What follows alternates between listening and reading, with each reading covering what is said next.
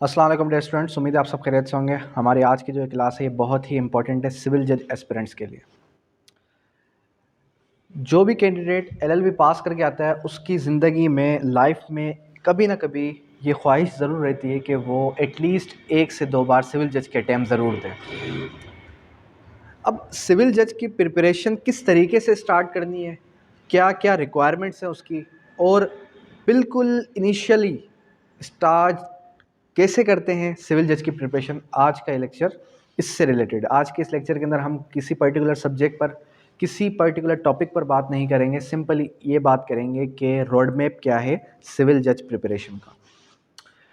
सबसे पहले अगर हम बात करें किसकी, के सिलेबस की, कि क्या सिलेबस है सिविल जज का, मजिस्ट्रेट का, तो डिपेंड करता है कि आप किस प्रोविंस से हैं, और डिपेंड ये भी करता है कि आपकी प्रिपरेशन कितनी है, ग्रिप कितनी है लॉ पर। सबसे पहले तो ये जहन नशीन कर लें कि प्रिपरेशन हरगिज़ 2 महीने में 3 महीने में नहीं होती। कुछ ऐसे भी कैंडिडेट्स हैं जब जैसे ही अनाउंसमेंट होगी, अभी कुछ टाइम बाद सिंध के अंदर अनाउंसमेंट हो जाएगी, तो वो कैंडिडेट्स क्या करेंगे, वो कैंडिडेट्स सारे कामकाज छोड़कर और जो है सिविल जज की प्रिपरेशन पे लग जाएंगे। तो ये बिल्कुल ही गलत है, इससे आप अपनी अटेम्प्ट वेस्ट कर रहे हैं। हर प्रोविंस के अंदर डिफरेंट क्राइटेरिया है अप्लाई करने का। अप्लाई करने की अगर हम बात करें तो सिंध की, सबसे पहले हम सिंध की बात करेंगे। सिंध के अंदर क्या है, सिंध के अंदर आपके पास एज लिमिट होनी चाहिए 35। ये डिपेंड नहीं करता कि 35 ईयर्स से होने से पहले पहले कितनी बार आप अप्लाई कर चुके हैं, 5 time, 4 time, 3 time, doesn't matter. Matter ये करता है कि आपकी मैक्सिमम एज कितनी हो, 35, और लोअर कोर्ट के अंदर आप प्रैक्टिस करते हो। सेकेंडली ये कि इसके अगर सिलेबस की बात की जाए, सिंध के सिलेबस की बात की जाए, तो इसके अंदर 50% लॉ होता है और 50% आपका जीके और इंग्लिश। इसके लिए बुक्स भी रिकमेंड कर दूंगा ड्यूरिंग द लेक्चर। 50% जो लॉ है, ये जैसे ही आपकी स्लिप्स आती हैं, स्लिप्स के अंदर आपको मेंशन कर दिया जाता है कि किस किस पर्टिकुलर लॉ से सवाल आ सकते हैं। लेकिन फोकस ये कर लें कि आपने नियर अबाउट कोई 23 लॉस पढ़ना है। ठीक है, ज़्यादा लेंदी नहीं करेंगे इस लेक्चर को, क्योंकि सिलेबस पर मैं ऑलरेडी बात कर चुका हूँ कि सिंध का क्या सिलेबस है, क्योंकि अक्सर स्टूडेंट्स कंफ्यूज होते ही इस पर हैं कि सिंध का सिलेबस स्पेसिफाइड नहीं है। लेकिन एज़ पर माई रिसर्च मैंने जो है 23 to 24 लास्ट ऐसे रिसर्च किए हैं जहाँ से आपके सवाल आते हैं, एनी हाउ आते हैं, एटलीस्ट 40 to 45 क्वेश्चंस लाजमी आते हैं। ठीक है, उसके बाद हम बात करेंगे पंजाब की। पंजाब के अंदर 7 पेपर्स होते हैं, और 7 पेपर्स के अंदर आपके 4 लॉज के पेपर हैं, इसी के साथ साथ एक इंग्लिश का पेपर है, और इसी के साथ साथ एक जो है आपका जीके का पेपर है, और एक पेपर आ जाता है आपका उर्दू का। पंजाब का बहुत ही टफेस्ट पेपर काउंट किया जाता है कि बहुत ही मुश्किल टेस्ट है। फिर बात करेंगे केपीके की, तो केपीके के अंदर भी नियर अबाउट कोई 4 लॉ के पेपर होते हैं, जिसके अंदर कानूनी शहादत ऑर्डर है, क्रिमिनल लॉ 1, क्रिमिनल लॉ 2 है, इस तरीके से। ठीक है, बलूचिस्तान की अगर हम बात करें तो इस बार जो बलूचिस्तान के अंदर पेपर कंडक्ट होने जा रहे हैं वो मई के फर्स्ट वीक 2024 के अंदर होने जा रहे हैं, और इसका क्रैश कोर्स ऑलरेडी हम अनाउंस कर चुके हैं। अब दोबारा हम किसी भी स्टूडेंट को इन नहीं कर सकते इस कोर्स के अंदर। सेकेंडली ये कि बलूचिस्तान का क्या सिलेबस है, पहले जो है टॉपिक्स थे कि इन पर्टिकुलर टॉपिक्स से आपके क्वेश्चंस आएंगे, लेकिन अब उन्होंने बुक्स स्पेसिफाइड कर दी। बुक्स से मुराद ये कि जैसे कि क्यूएसओ है आपका, जैसे कि सीआरपीसी है, पीपीसी है, ठीक है, इसी के साथ साथ आपका सीपीसी है, और भी अदर माइनर एक्ट्स हैं, तो वो उन्होंने स्पेसिफाइड कर दिया कि यहाँ से आपके सवाल आ सकते हैं बलूचिस्तान के अंदर। ठीक है, अब हम किसकी तरफ आगे मूव ऑन करेंगे, अब हम आगे मूव ऑन करते हैं बुक्स रिकमेंडेशन पर। कि अक्सर स्टूडेंट्स ये कहते हैं कि सर बुक्स वगैरह, नोट्स वगैरह कहाँ से तैयारी करें, तैयारी अक्सर हमसे हो ही नहीं रही होती, और स्टार्ट कहाँ से लें। बेसिक सवाल ये कि सर स्टार्ट कहाँ से लें। आज हमारा फर्स्ट डे और हमने एलएलबी कंप्लीट कर ली, इनरोलमेंट हो गई, अब हम स्टार्ट कहाँ से लें। सबसे पहले तो आप ये चीज़ अपने माइंड में बिठा लें कि आप अगर सिंध से हैं, पंजाब से हैं, बलूचिस्तान से हैं, KPK से हैं, डजेंट मैटर। सबसे पहले आपने करना क्या है, सबसे पहले आपने अप टू डेट बैरक्स परचेज करना है, अप टू डेट बैरक्स परचेज कर लेने। सेकेंडली, अगर आप पंजाब से हैं तो आपके पास पाकिस्तान ला साइड की एक्सेस भी हो, ठीक है। और अगर आप जो है सिंध से हैं तो GK इंग्लिश है, GK इंग्लिश के लिए सेपरेटली बता देता हूँ कि कौन कौन सी बुक्स आपने परचेज करनी है। अप टू डेट बैरक्स, इट डजेंट मैटर कि आप सेपरेटली बैरक्स लेते हैं, इट डजेंट मैटर कि आप जो है मेजर एक्ट्स ले लेते हैं सिविल लॉ और क्रिमिनल लॉ का, ठीक है। उसके बाद करना है क्या, उसके बाद करना ये है कि हर पर्टिकुलर सब्जेक्ट के लिए आपने क्या करना है, आपने एक जो है सेपरेट नोट्स जो है अपने प्रिपेयर करने के लिए एक नोटबुक ले लेनी है। CRPC के लिए अलग से नोटबुक ले ली, CPC के लिए अलग से नोटबुक ले ली, और उसी के साथ साथ फिर आपने PPC के लिए अलग से नोटबुक ले ली, ठीक है। ये आपने नोट्स खुद से नोट्स बनाना है। खुद से नोट्स बनाने के लिए आपने क्या कर लिया, आपने नोट्स बुक भी ले ली, आपने जो है अप टू डेट बैरक्स भी ले लिए। कमेंट्री की अगर बुक्स रिकमेंड करूँगे, कमेंट्री कौन कौन सी बुक्स हैं, तो फेडरल लॉ बुक हाउस की बुक्स जो है बहुत ही अच्छी होती हैं। उसके अलावा अगर CPC की बुक रिकमेंड करना चाहूँ तो CPC के लिए आप जो है बुक परचेज़ कर सकते हैं, नो डाउट आमिर रज़ा की। आमिर रज़ा की जो बुक है इसके अंदर बहुत ही अच्छे तरीके से CPC को एक्सप्लेन किया गया है, ठीक है। नोट्स वगैरह की बात करें कि नोट्स कौन से परफेक्ट रहेंगे, तो नोट्स मैंने खुद से कुछ परचेज़ की, खुद से कुछ जो है परचेज़ भी किए हैं और उसके अलावा खुद से कुछ प्रिपेयर किए हैं। अब यहाँ पर जो हमारे पास नोट्स मैंने खुद बनाए थे नोट्स लास्ट टाइम, उसमें ये था कि उसमें मैंने स्पेसिफ़िक सिंध के लिए मेहनत की है ज़्यादा, क्योंकि पंजाब के अंदर जो नोट्स हैं इनकी तरफ मैं फ़ोकस नहीं करवाता, और जो हमारे पास KPK है, बलूचिस्तान है, इनके ऊपर भी मैं नोट्स पर फोकस हरगिज़ नहीं करवाता। सिंध के ऊपर मैंने ज़्यादा वर्कआउट किया नोट्स के ऊपर। तो नोट्स में हम ये करते हैं कि जैसे कि एक क्वेश्चन है, अब उस क्वेश्चन के अंदर किस तरीके से आपने उसको आंसर करना है, ये पूरा का पूरा मैंने पैटर्न बता दिया, ठीक है। इसके अलावा पंजाब के लिए मैंने ये कर दिया था कि लास्ट टाइम मैंने एक जो है हैंडबुक तैयार की थी। उस हैंडबुक के अंदर मैंने सारे के सारे जितने भी मेजर एक्ट्स हैं, PPC, CPC, CRPC, QS, इनके लिए इंपॉर्टेंट जो क्वेश्चन हैं वो मैंने उनको गाइड कर दिए थे। उसके बाद और क्या करना है, नोट्स आप खुद से बनाएं या फिर आइदर हमसे परचेस करें, डजेंट मैटर, आपकी अपनी मर्ज़ी, आपकी अपनी डिस्क्रिप्शन है। फिर क्या करना है, फिर करना कुछ इस तरीके से है कि आपने पास पेपर्स ले लेने हैं, किसी भी प्रोविंस से, डजेंट मैटर, पास पेपर्स ले लेने हैं प्रीवियस 10 ईयर्स के, ठीक है। जब पास पेपर्स आपके पास आ गए, आपके पास अप टू डेट बैरक्स भी आ गए, ठीक है। और अगर आप पंजाब से हैं, KPK से, बलूचिस्तान से हैं, कमेंट्री वाली बुक्स ले लें। अगर आप किसी भी लॉ को अच्छे तरीके से पढ़ना चाहते हैं तो कमेंट्री की बुक्स ले लें। उसके बाद आपने क्या ले लिए, आपने जो है हैंड बुक्स के लिए नोट्स बनाने के लिए, अपनी गाइड्स वगैरह बनाने के लिए आपने जो है हैंड बुक ले लिए, ठीक है। अब क्या करना है, अब आपने करना है कुछ इस तरीके से, जो हमारे ऑनलाइन रजिस्टर्ड स्टूडेंट्स हैं उनको हम क्या करेंगे, उनको हम डेली बेसिस पे एक लेक्चर अलाउ करेंगे। लेक्चर मिसाल के तौर पे अगर हम पढ़ा रहे हैं 154 CRPC, तो 154 CRPC के साथ साथ जो भी इसके क्रॉस रेफरेंसेस हैं, फॉर सपोज, ज़रूरी नहीं हो, फॉर सपोज अगर इसके साथ कोई भी क्रॉस रेफरेंसेस हैं तो उसके साथ हम पढ़ाएंगे। डेफिनेट सी बात है कि ये पर्टिकुलर एक सेक्शन का जो लेक्चर है ये 20 मिनट्स का भी हो सकता है, 30 मिनट्स का भी हो सकता है, ठीक है। फिर करना क्या है, आपने लेक्चर सुनना है, लेक्चर सुनने के साथ साथ आपने अपने नोट्स प्रिपेयर करना है, लेक्चर सुनने के साथ साथ अपने नोट्स प्रिपेयर करने हैं। पहले आपने पढ़ना है बैरक्ट को, फिर आपने पढ़ना है कमेंट्री को, फिर आपने सुनना है लेक्चर, फिर आपने कंबाइन इन तीन चीज़ों से कंबाइन क्या करना है, नोट्स बनाना है खुद से। अंडरस्टैंड, ये नोट्स आपने कंटिन्यूसली बनाते गए। अब जब हम आते हैं किस पर, हम आते हैं कि हमने पढ़ाना कैसे है, आपने पढ़ना कैसे है। टाइम शॉर्ट होगा। सिंध की अगर बात की जाए, सिंध के अंदर डेफिनेट सी बात है अभी जो है कुछ ही टाइम में सीट्स अनाउंस हो जाएंगे, और जैसे ही सीट्स अनाउंस होंगी हम अनाउंस करेंगे क्रैश कोर्स, और क्रैश कोर्स के अंदर हम क्या पढ़ाएंगे, हम पढ़ाएंगे आपको इम्पोर्टेंट क्वेश्चंस। अब ये इंपॉर्टेंट क्वेश्चंस कौन से हैं, इंपॉर्टेंट क्वेश्चंस यानी कि वो क्वेश्चंस जो मोस्ट रिपीटेड क्वेश्चंस हैं, वो क्वेश्चंस जो कि ऐसे क्वेश्चंस हैं जिनकी प्रिजम्पशन है कि इस बार वो क्वेश्चंस रिपीट हों, ठीक है। जैसे कि 154 से लेके 173 जो कि इंपॉर्टेंट चैप्टर 14 है, इसके अलावा 61 63, ठीक है, इसके अलावा सेक्शन 100 है। जैसे मोस्ट इंपॉर्टेंट अगर सेक्शंस की बात की जाए, नियर अबाउट कोई सीआरपीसी के बन जाते हैं आपके कोई 200 से 250 सेक्शंस। क्यूएसओ की बात की जाए तो क्यूएसओ के अंदर आपके बन जाएंगे 70 टू 80 आर्टिकल्स, ठीक है। इसी तरीके से सीपीसी की बात की जाए, सीपीसी के अंदर आपको पता है सारे के सारे सेक्शंस हो गए उस सेट के, फिर ऑर्डर 1 से लेके ऑर्डर 21, फिर आ जाता है आपका ऑर्डर जो है 39 37 41 43, ये आपके ऑर्डर्स हो गए, ठीक है। ये हम इसको इस तरीके से लेके चलेंगे। लेकिन अगर कोई ऐसा स्टूडेंट है जो कि तैयारी करना चाहता है बिल्कुल परफेक्टली, बिल्कुल डीपली, उसके लिए हम क्या करते हैं, उसके लिए जो हमारा एक बैच स्टार्ट होगा 15 अप्रैल से। तो इस 15 अप्रैल से जो हमारा बैच स्टार्ट होगा, जिसको हमने नाम दिया है गोल्डन ग्रुप का।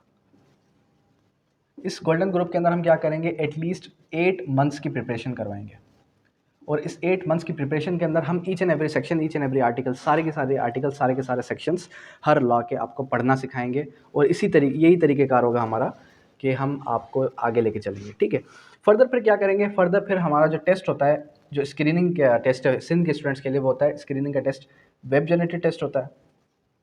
और जो उससे हट के जितने भी कैंडिडेट्स हैं रिटर्न की तैयारी कर रहे हैं, उनके लिए हमारा होता है Monday to Monday weekly test. और वीकली टेस्ट के अंदर करना क्या होता है, वीकली टेस्ट के अंदर करना सिंपल इतना है कि आपने क्या करना है, हम आपको ग्रुप के अंदर क्वेश्चंस भेजेंगे, क्वेश्चंस को पढ़ना है और आपने उसको अपने माइंड से खुद से आंसर करना है। कोई चीटिंग नहीं करनी, किसी की गाइड से कॉपी नहीं करना, खुद से उसको आंसर करना है। जैसे आप उसको आंसर करेंगे तो हमें एटलीस्ट आइडिया हो जाएगा कि आपकी कितनी परसेंटेज तैयारी है। फिर उस हिसाब से मैं आपको आगे लेके चलूँगा। प्रीवियस लेक्चर के अंदर ये भी बता चुका हूँ कि जो भी हमारे पास जनरल नॉलेज है, इंग्लिश है, तो उसके लिए स्पेशलिस्ट जो हैं वो आपको गाइड करते चलेंगे। अब बात करते हैं किसकी, जनरल नॉलेज और इंग्लिश की, ठीक है। जनरल नॉलेज और इंग्लिश के लिए कौन कौन सी बुक्स रिकमेंड करूँगा। इंग्लिश के लिए मैं आपको सिंपल एक ही बुक रिकमेंड करूँगा, डिस्कवरिंग इंग्लिश वर्ल्ड टाइम्स की।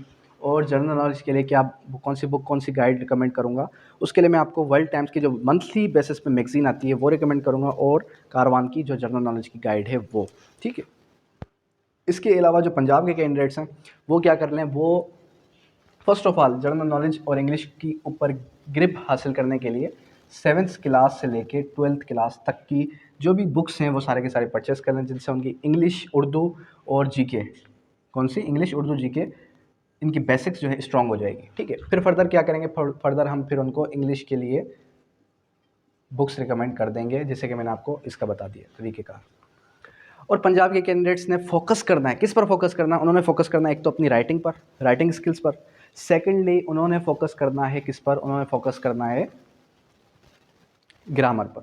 जितना ज़्यादा आप ग्रामर पर फोकस करेंगे, जितना ज़्यादा आप जो है इंग्लिश पर फोकस करेंगे, ग्रामर पर और साथ ही साथ राइटिंग पर, तो उतने ज़्यादा चांसेस हैं कि आप पास हो जाएंगे। वीकली बेसिस पे टेस्ट होगा मंडे टू मंडे, ठीक है। उसके अलावा ये हमारा पैटर्न होगा किस तरीके से हमने आपको आगे लेके चलना है। पहले आपने खुद से बैरेक पढ़ना है, फिर आपने कमेंट्री पढ़नी है, फिर आपने क्लास लेनी है, फिर आपने लेक्चर ले लेना, क्लास अटेंड करनी है। क्लास अटेंड करने में, ये दोनों पढ़ने के बाद जब आप क्लास अटेंड करेंगे तो मुझे इस बात से खुशी होगी कि एटलीस्ट कैंडिडेट मेरे लेक्चर से कीड़े निकाल सकता है, मेरे लेक्चर से, मेरी क्लास से जो मिस्टेक्स हैं वो हो सकता है निकाल ले कि सर आपकी ये मिस्टेक है, आपने ये चीज़ गलत पढ़ाई है। क्योंकि ब्रिलियंट स्टूडेंट वही है कि जो चीज़ों को डिटरमाइन कर सके कि सर ने कहाँ पर मिस्टेक की है, ठीक है। तो इस तरीके कार से आपकी क्लास आगे चलेगी, मूव ऑन करेगी 15 अप्रैल से, ठीक है। फर्दर फिर आगे का रोड मैप क्या है, आगे हमने किस तरीके कार से चलना है। जो हमारे पास नोट्स, जो मैंने खुद से नोट्स प्रिपेयर किए हैं, जैसे कि ये मैंने खुद से नोट्स प्रिपेयर किए हैं। इन नोट्स के अंदर क्या होगा, इन नोट्स के अंदर आपने ये देखना है कि एक कोई भी पर्टिकुलर क्वेश्चन है, उस क्वेश्चन को हमने स्टार्ट कहाँ से लेना है। अगर आप रिटर्न की तैयारी कर रहे हैं, डेफिनेट सी बात है जो सिंध के स्टूडेंट्स हैं वो स्क्रीनिंग के साथ साथ अपने रिटर्न की भी तैयारी करते जाएंगे।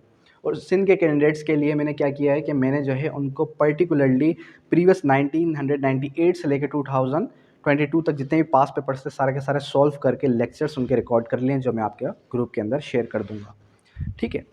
फर्दर फिर क्या होगा, जब आप पास पेपर्स को गो थ्रू करेंगे, पास पेपर्स को गो थ्रू करने का हरगिज़ ये मकसद नहीं है कि वहाँ से ही क्वेश्चंस रिपीट हों, हरगिज़ ये मतलब नहीं है वहीं से भी तैयारी हो जाएगी।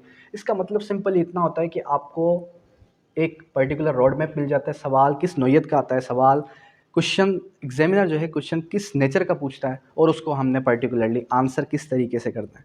अगर आपको ये नहीं पता कि हमने उसको स्टार्ट कहाँ से लेना है, हमने उसके बीच में क्रॉस रेफरेंसेस कैसे देना है, उसकी मीनिंग कैसे लिखनी है, उसको जो है स्टेटरी वर्डिंग कैसे लिखनी है, तो आप हर किस आगे कामयाब नहीं होंगे। फिर हम बात करते हैं किसकी, हम बात करते हैं टाइम मैनेजमेंट की। अब ये टाइम मैनेजमेंट का क्या मकसद है? देखें, हमने बात कर ली किसकी, हमने बात कर ली सब्जेक्ट्स की, हमने बात कर ली कि स्टार्टअप लेने के लिए आपके पास कौन कौन से नोट्स, कौन कौन सी गाइड्स होनी चाहिए, ये सारी चीज़ें आपके पास अवेलेबल होनी चाहिए, इंटरनेट आपके पास अवेलेबल होना चाहिए, ठीक है। उसके बाद अब हम बात करते हैं टाइम मैनेजमेंट की। टाइम मैनेजमेंट की बात किस लिए कर रहा हूँ मैं, टाइम मैनेजमेंट की बात मैं इसलिए कर रहा हूँ कि फॉर सपोज आप चले गए पेपर के अंदर और पेपर है 3 आवर्स का। ये डिपेंड नहीं करता कि आप किस प्रोविंस से हैं, डिपेंड ये करता है कि पेपर कितने घंटे का है, 3 घंटे का। 3 घंटे के अंदर आपने मिसाल के तौर पे 8 क्वेश्चंस अटैम्प्ट करने हैं, और इन 8 क्वेश्चंस को अटैम्प्ट करने के लिए आपके पास पर्टिकुलरली पर क्वेश्चन कितने मिनट्स होने चाहिए, पर क्वेश्चन आपके पास होने चाहिए 25 मिनट्स। अब इन 25 मिनट्स के अंदर एक 25 मिनट के अंदर आपने क्या करना है, आपने एक क्वेश्चन को साइड कर देना है, उसकी क्लोजिंग कर देनी है, फिर आपने मूव ऑन करना आगे। अगर आप क्या करते हैं, एक क्वेश्चन पे टाइम देते हैं 1 आवर, फॉर सपोज मिसाल दे रहा हूँ, फॉर सपोज कि आपने 1 घंटा दिया एक क्वेश्चन के ऊपर, बाकी रह गए 2 घंटे। 2 घंटे के अंदर आपने क्या करना है, आपने 7 सवालों के जवाब देना है। अब इन 7 सवालों के जवाब के अंदर आप मैक्सिमम 100 में से जो है 20 मार्क्स का एक क्वेश्चन था, और बाकी 7 क्वेश्चन थे 80 में से आपने उठा लिए 50, ठीक है, या फिर 80 में से आपने उठा लिए, जाहिर सी बात है 40 उठाएंगे, और इसमें से आपने उठा लिए 12। अगर आप फॉर सपोज रह गए किसी भी मार्जिन की वजह से, तो आपको दुख इस बात का होगा कि मेरा पेपर कंप्लीट नहीं हो सका था। पेपर क्यों कंप्लीट नहीं हो सका था? क्योंकि आप टाइम को सही तरीके से मैनेज नहीं कर पाए। टाइम को सही तरीके से मैनेज किस तरीके से करेंगे हम?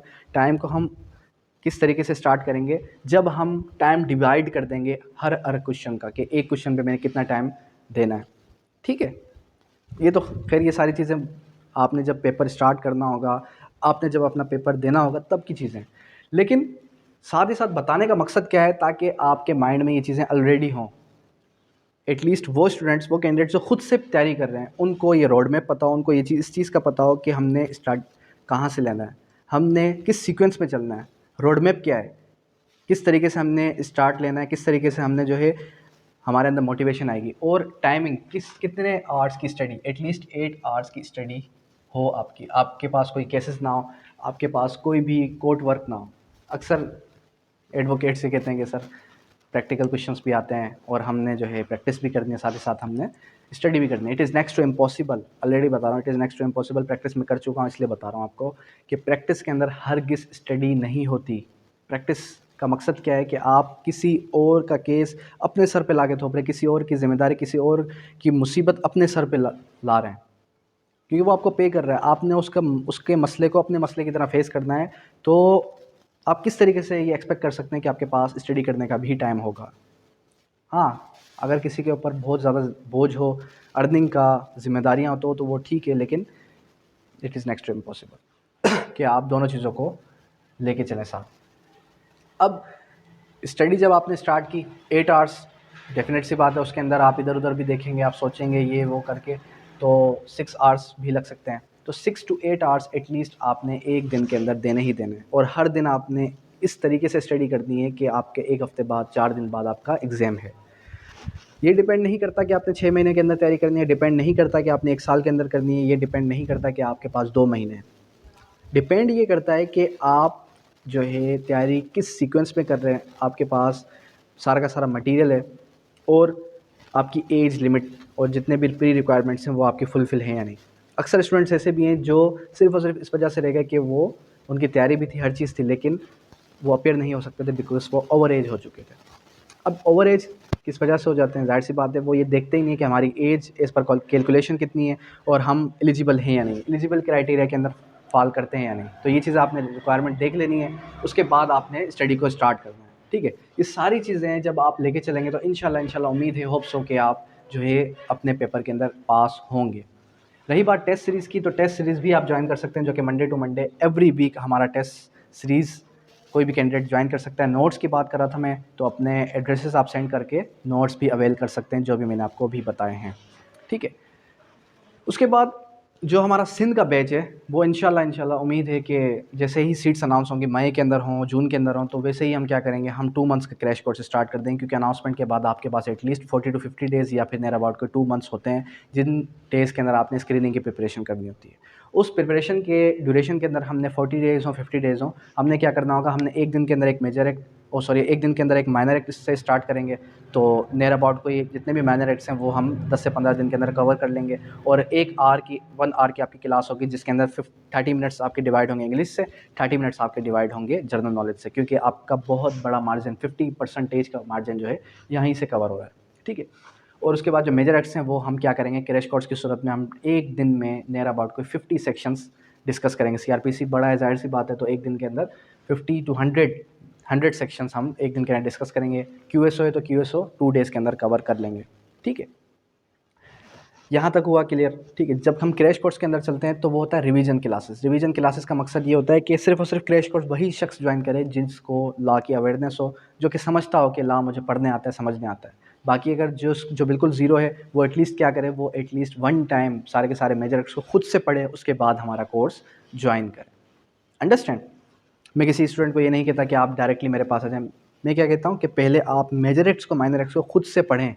खुद से पढ़ने के बाद फिर आप हमारे कोर्स की तरफ आएँ, क्योंकि हमारे कोर्स के अंदर हरगिज़ ये नहीं होता कि सिर्फ़ और सिर्फ हम डायरेक्ट से ही पढ़ाएँ। सिर्फ़ और सिर्फ हम क्या करें, हम जो है आपको बुक्स के ऊपर फ़ोकस करवाएँ। हम क्या करते हैं, हम एक अगर टॉपिक डिस्कस करें तो उस टॉपिक के साथ जितने भी क्रॉस रेफ़रेंसेस हैं, जितने भी अदर बुक्स के अंदर रेफ़रेंसेस हैं, उनको भी लिंक करते हैं। ठीक है, बंचेस बना के। फिर साथ क्या करते हैं, साथ ये करते हैं, हम राइटिंग प्रैक्टिस करवाते हैं स्टूडेंट से। और फिर नेक्स्ट डे पे उसका वर्बल टेस्ट भी कंडक्ट करवाते हैं, क्योंकि लॉ डिपेंड करती है आपके डिस्कशंस पर। जितना ज़्यादा आप डिस्कस करेंगे मेरे साथ, उतनी ज़्यादा आपको अवेयरनेस होगी लॉ की। डिस्कस नहीं करेंगे तो आपको कुछ भी नहीं आएगा, सिर्फ पढ़ा के मुझे ही आ जाएगा, लेकिन आपको हर किस चीज़ें समझ में नहीं आएंगी। अंडरस्टैंड? तो इस तरीके से हमने क्या करना है, हमने इस प्रिपरेशन को करना है, बल्कि आपने करना है। आपने कोशिश करनी है कि आपने प्रिपरेशन को स्टार्ट कर लेना। जितना जल्दी प्रिपरेशन को स्टार्ट करेंगे उतने ज़्यादा चांसेस हैं कि आप उसमें कामयाबी हासिल कर सकें। और अगर कोई ऐसा स्टूडेंट है जो कि ये कहता है कि सर काइंडली नोट्स मुझे पीडीएफ में शेयर कर दें, तो वो फ्री ऑफ कॉस्ट में पीडीएफ में भी शेयर करने के लिए राज़ी हूँ। इसका कोई मैं चार्जेस नहीं लेता परचेज़ कि भाई आप मेरे पीडीएफ में नोट्स लेंगे तो उसकी ये कॉस्ट है। सिविल जज कैंडिडेट के लिए नोट्स जो हैं वो फ्री ऑफ कॉस्ट हैं, वो मैं आपके साथ शेयर कर दूँगा। ठीक है। बाकी रही क्लासेस की बात, तो क्लासेस जो है 15 अप्रैल से स्टार्ट हैं, वो आप ज्वाइन कर सकते हैं। ग्रुप का जो रजिस्ट्रेशन का तरीक़ाकार है वो आप कांटेक्ट करेंगे तो इंशाल्लाह वो भी मैं आपको बता दूँगा किस तरीके से आपकी रजिस्ट्रेशन होगी, मेंबरशिप होगी। उसकी कोई हाईली फ़ीस नहीं है, नॉमिनल सी फ़ीस है। ठीक है। तो इस तरीके से हमने इसको आगे लेके चलना। अब यहाँ तक किसी किस्म की कोई भी क्यूरी है, कोई भी क्वेश्चन है किसी कैंडिडेट को, तो वो पूछ सकता है। Thank you, that's all.